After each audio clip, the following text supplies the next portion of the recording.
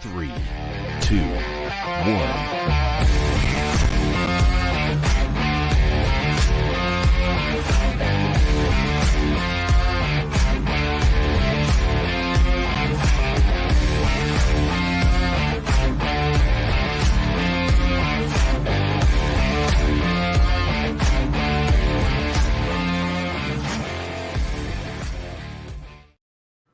What's up, everybody? Ian Walsh here, Hard Money Bankers, joined with my partner Ryan Walsh, Hard Money Bankers. Ryan, what's happening?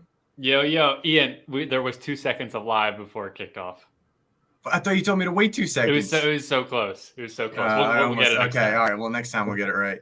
So they got to see our handsome faces, and then they cut away, and they came back. Is that what it is? Okay. That's right. So today we are joined for round 2 with a special guest in the local Philadelphia market, but actually does a lot of business outside the Philadelphia market.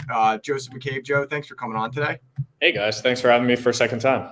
Yeah, and I think it's appropriate because we started the show really going over when the market was changing back in like March of last year.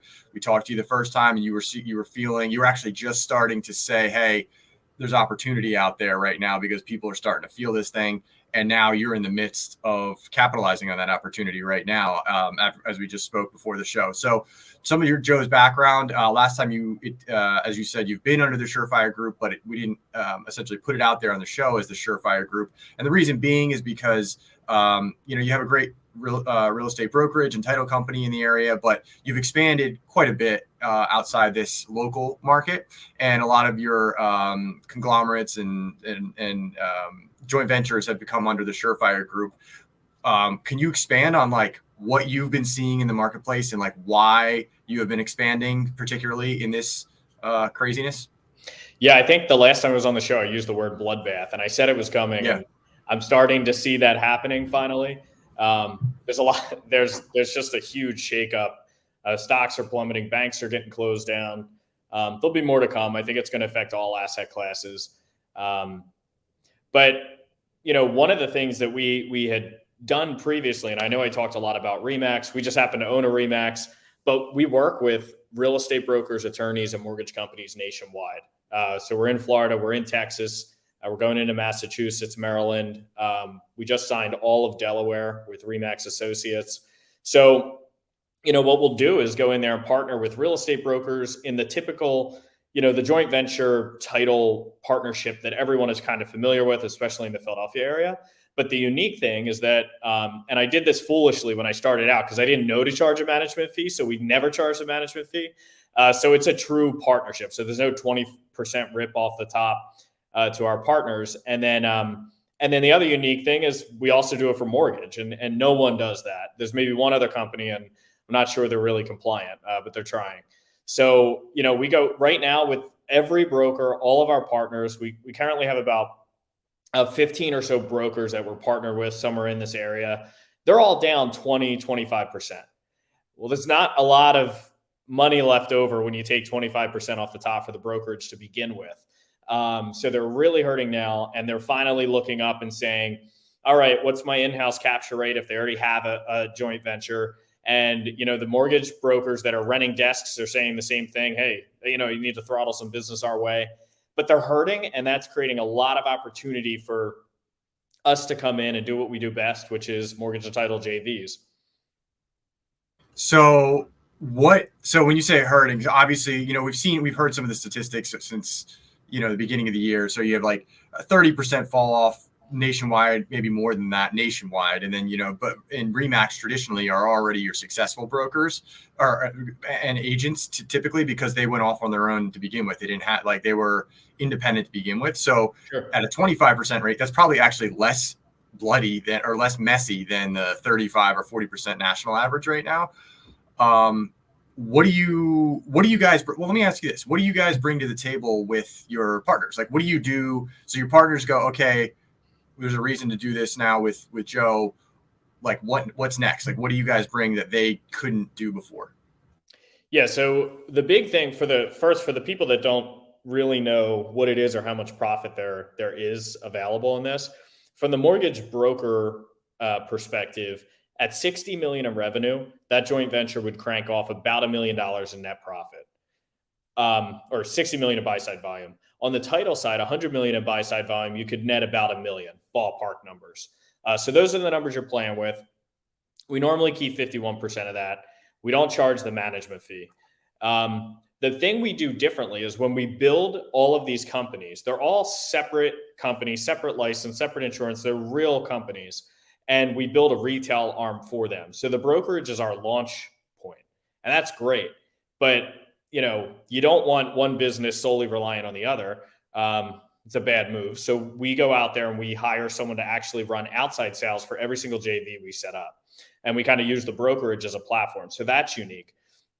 And they keep another 20%, in some cases 30% right off the top. And then we have a corporate team on our end to keep expenses low, where we handle all of the order opening, kind of life after settlement, post-closing issues, recordings, order disbursements, things like that. Because when you look at a title company and you look at, you know, what's the dissatisfaction, mortgage companies too, it usually comes down to the processing side.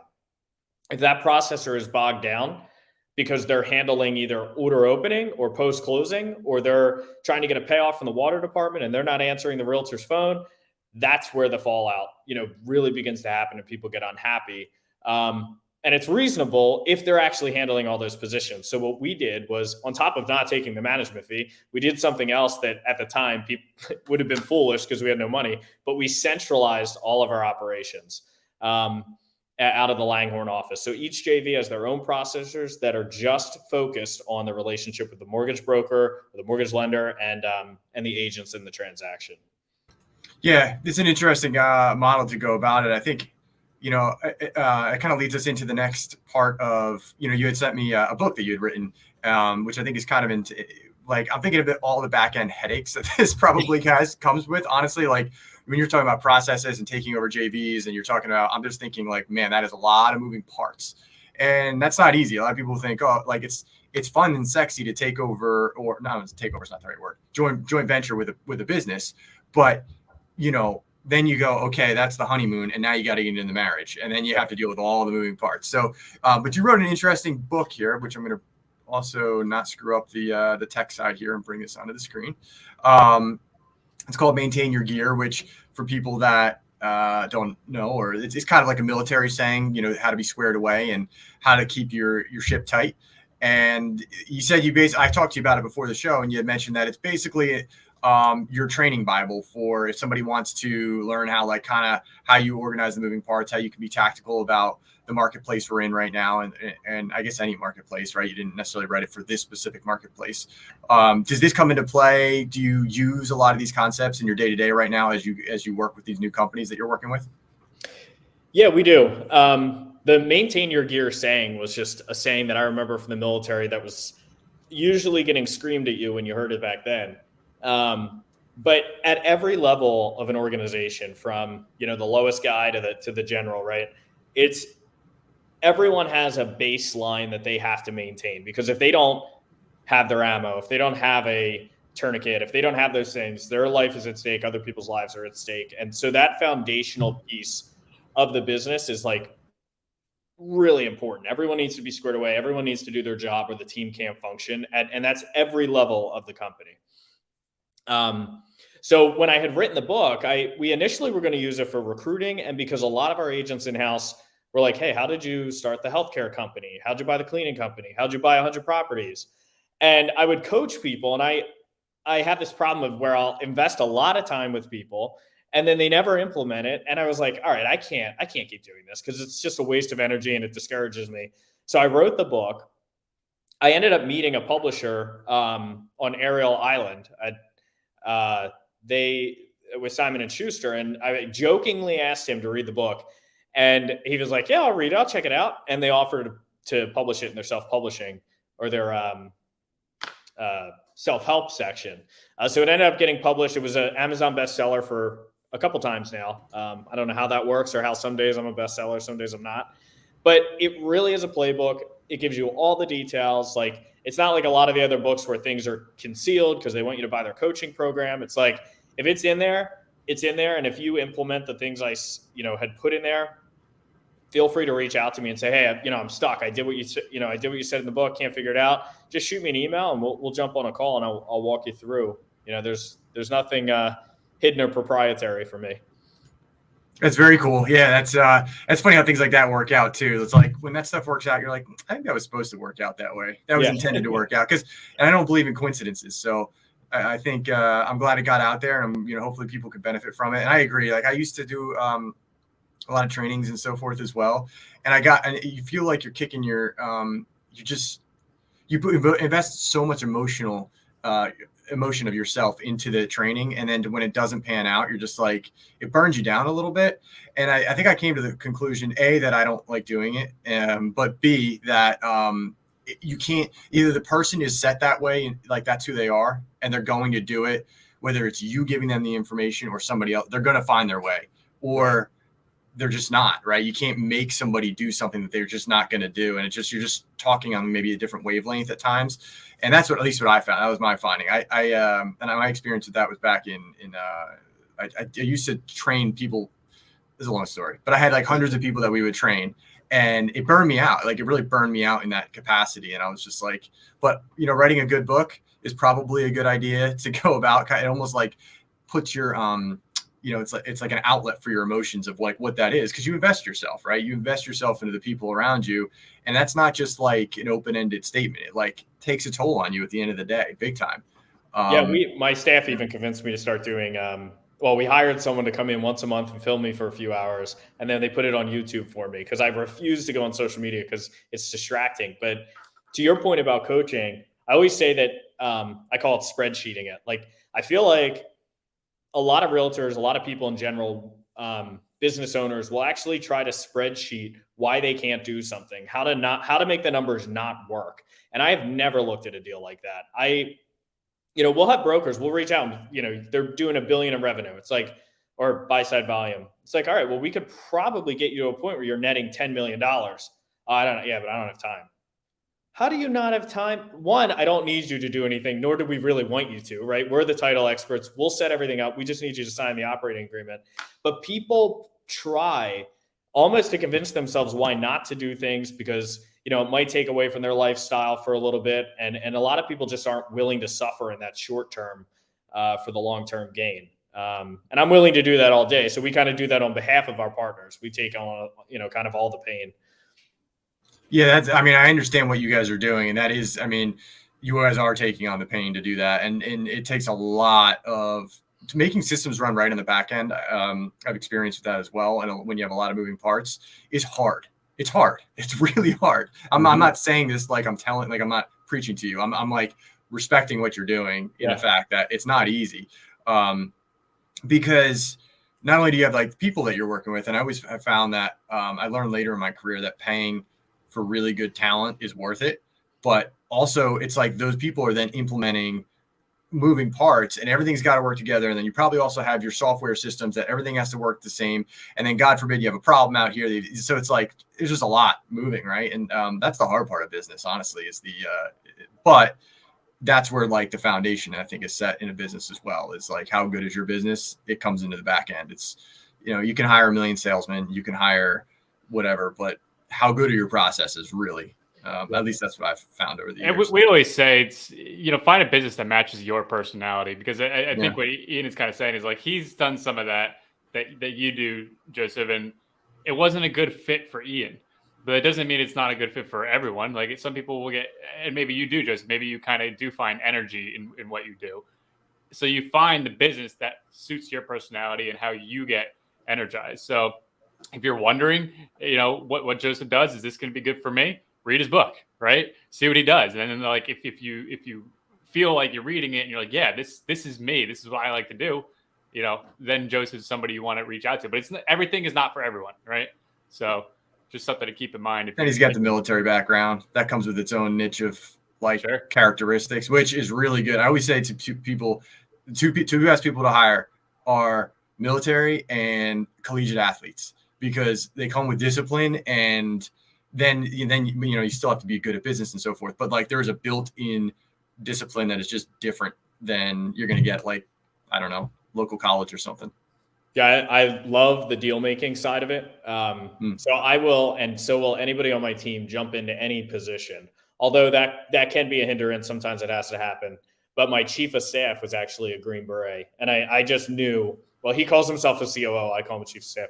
But I just knew when we hired that position, I needed another military guy that isn't going to take everything personally and is going to run in the same direction.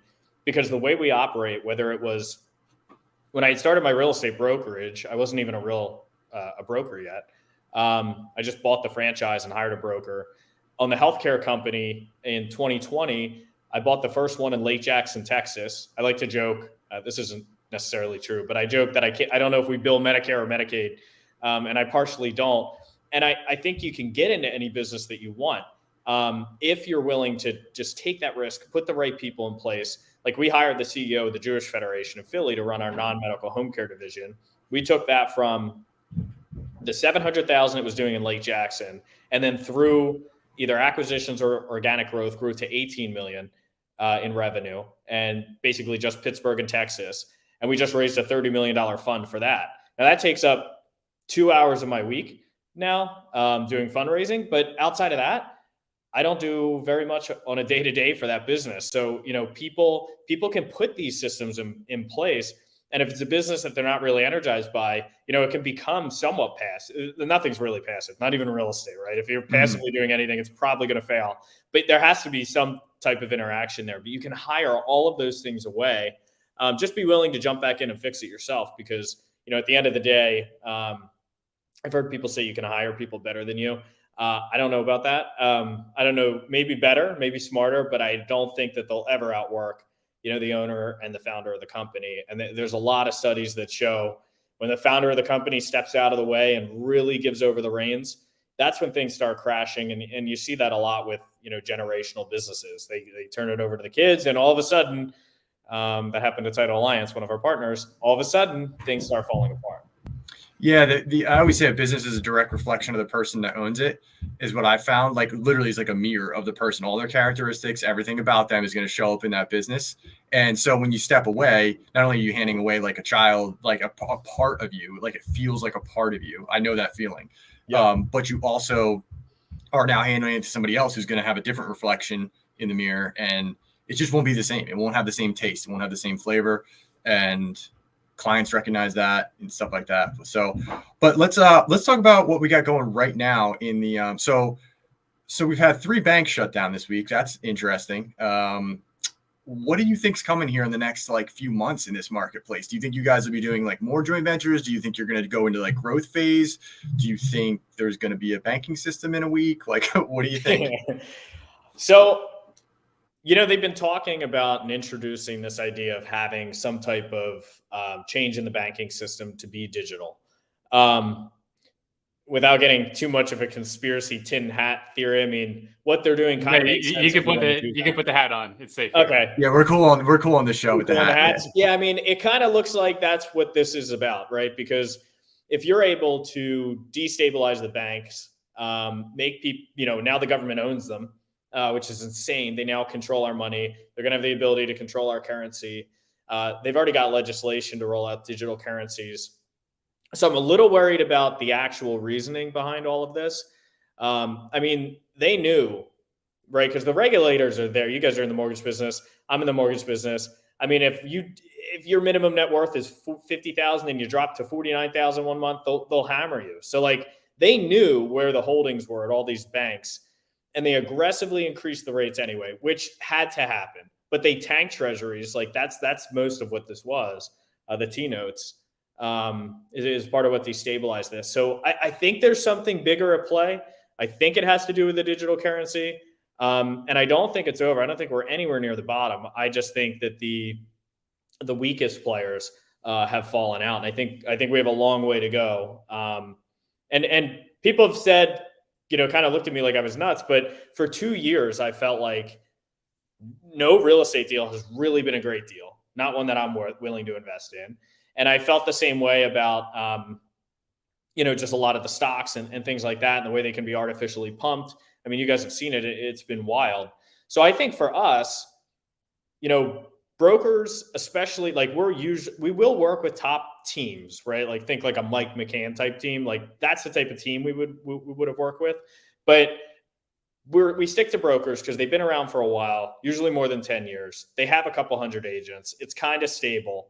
And then what we're doing for them is just adding zeros at that point. And they need that right now. So I think we'll continue to do that and kind of offer this as a platform of joint ventures. But overall, their volume will tank from the real estate sales side. And I think that stays there for a little bit because people are uneasy. You know, inventory is obviously down. Buyers are down partially because of rates, partially because a lot of people are really uncertain. Interestingly enough, I don't know. I just kind of saw some of this, but I was looking at some houses on the main line, and a lot of houses were just purchased in 21, 22, 20, and they're already on market. Don't know what that is. Don't know the downsizing. Don't know their stories. That's you don't know what to make of that?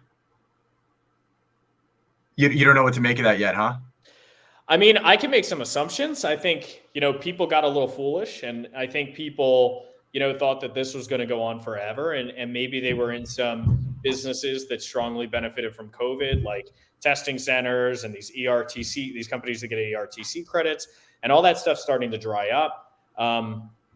And I think that, maybe, and some of the real estate guys, right? Because some of the real estate was wild. And now they're like, oh shit, the music stopped, I think, a long time ago, but people didn't realize it.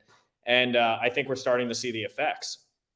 Yeah, I agree with you. We agree that we think it's just I don't want to say what started. Actually, when this really, you're right, a couple of years ago. I mean, it's been weird for a few years. And then December 13th was actually when they started to put this CBDCs, central banking digital currency, into play of just this year. And then all of a sudden, 3 months later, we have this happen. So they knew they were going to break the back of the economy.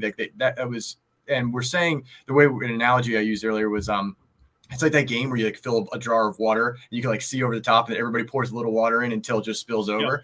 Like that's where we are now. And then next week's rate hike is really relevant because if they raise the rates, they're going to be the guy pouring the water and something else is going to spill, right? Can you afford another bank or two to fall? And if you lower the rates, you go, oh, they're scared. So now everybody goes, they're scared. So then we're all scared.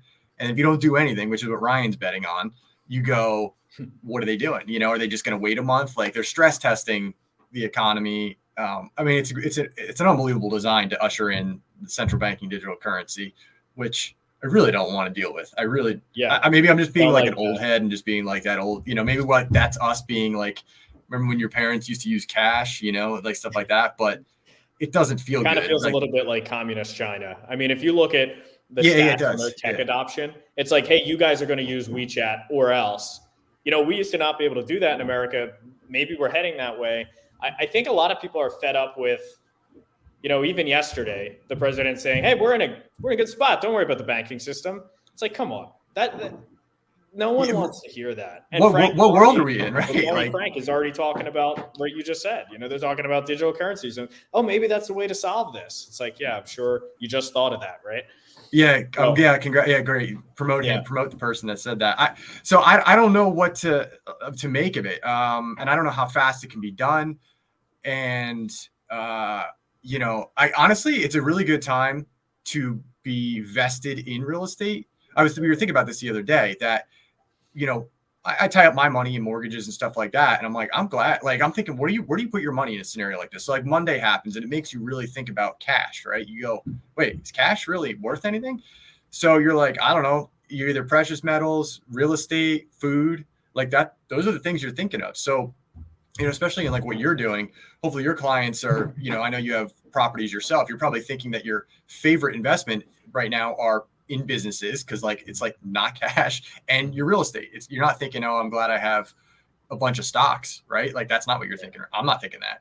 So I just think it kind of took like a chip shot Monday at like the underlying confidence of the entire banking system, whether people want to say that or not, or admit it or not. That's what I think is happening. And that's a pretty big thing to happen. That's spot on. So I mean, it reminds me of when the Evergreen thing happened, Ian, and we were like, okay, let's wait to see if another domino starts falling, right? Right. But it didn't. So I feel like that's where we're teetering again. We're like, right, okay, if there's another and if domino it did, here, that would have been nuts. Yeah. Exactly. Yeah. But also there was insane printing, right? So I mean, just to continue with the tinfoil hats conversation, we've used all of our safety nets as a That we know of, country, yeah. as a world that we know of, right? Until we make up the next one. But if something happens, like if the banks start going, we can't just print, because then it's like, okay, then inflation goes back up and that undoes everything the Fed just tried fighting, right? So I personally think if this is a move to get us to the digital dollar, they burn through our safety nets on purpose. But I think that's like everyone's teetering right now. We're all waiting. We're not predicting. We're just saying if it's going to go, and like you said, the water filling, if it's going to go for real this time. And there's, it's going to take something else to get us out of it, and it's not going to. It feels like it. It feels like it. So I don't know. I'm round 3 will be interesting with Joe, because we get a really cool perspective with Joe, with like him getting into other states and areas like that. So we kind of really get like a nice pulse, because a lot of the stuff we do right now is like local. Then Joe kind of gives us like an outside the local space feel. So, but if anybody wants to contact you, is it cool to use your email at the bottom, Joe? It's been scrolling, joe@thesurefiregroup.com. Yeah, absolutely. And I just want to say, personally, what I'm doing is stacking cash. Because once all of this tanks and the music does stop and we're at the bottom and we'll be there for a little bit, then you could jump back in, maybe buy some stocks and ride it back up. If you bet on America, we're probably going to rebound. It might look different, but real estate prices are going to correct. There's going to be a lot of opportunity to get into deals that over the past 10 years were impossible. So just wanted to put that out there. There's a positive part to this at some point that'll come back. For sure, you either end up on the positive side or you're all dead. So I don't know, why not choose why not choose the positive side, right? I always think like, well, here are my 2 options. Why not take the good one? Yeah. So, I mean, I think you came on the show saying the right thing, Joe, where you're just like, opportunity. This is opportunity. And that's what these times are. I was saying to Ian, what's interesting is back in 2008, when that all happened, we didn't really have YouTube and social media the way it is today. But we're kind of recording it live this time, right? Yeah. No, you didn't get to do that last time. It was just whatever the news was telling you. But now you get to see all these different perspectives of people such as yourself who are in it. And basically, you're all saying the same thing. This is opportunity time, right? Yeah, opportunity looks scary on first glance, but then when you look back, you go, oh, that, but it for most people, opportunity is a scary looking thing. Yeah, that's true. You just have to trust your gut and know what you're doing and be ready to go to battle with it sometimes. So, but Joe, appreciate having you on, and we'll definitely do it again, and maintain your gear. Awesome. Thanks, guys. I really appreciate it. Take care.